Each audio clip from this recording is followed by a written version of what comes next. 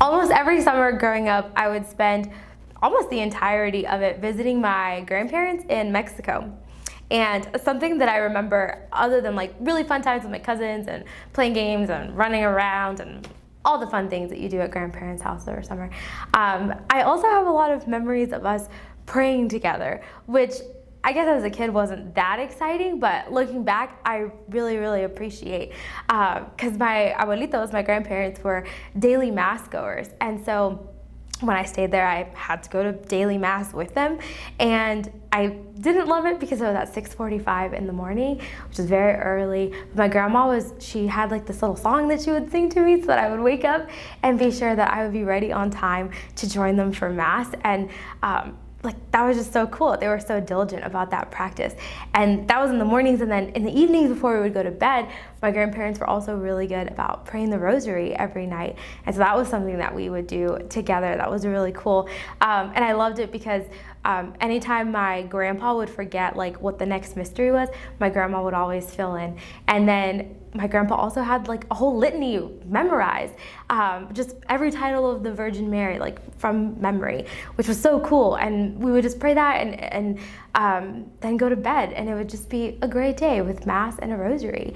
And I think it's so cool because it taught me a lot about what it means to be a follower of Jesus, what it means to be a disciple, that disciples pray. That's just, there's no other way to say it. There's no way around it. To truly be a disciple, you have to spend time in prayer. And St. Paul is pretty enthusiastic about prayer in today's reading that we hear from his letter to Timothy, where he says that it is his wish that everyone would pray with their hands lifted up, that would free them from anger and discord, right? I think St. Paul clues us into something that happens when we have a life of prayer, is that we enter into a life of peace. And I think that's part of why I loved hanging out at my grandparents' house so much, is because since they prayed, their house became a place of prayer, right? And it taught me that when I pray, I can myself become a place of peace and a place where people feel at ease with themselves. If we want to be good followers of Jesus, if we want to be good disciples, then we have to pray.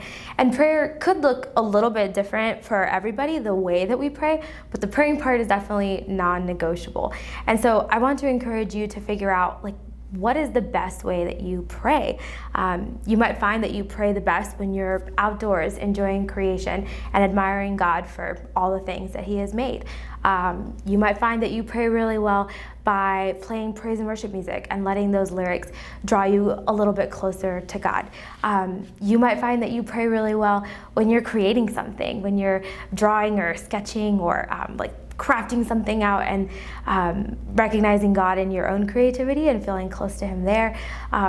You might feel like you pray really well journaling. You might pray well alone or with people, in movement and stillness, like whatever it is that you know will draw you closer to God in prayer. I want you to be able to identify that and then to do it, right? So this week, just explore some different types of prayer if you don't know which way that you pray best. Or if you do know, then commit to praying in that way throughout your week, right? And be very intentional about making sure you set time for that every single day this week.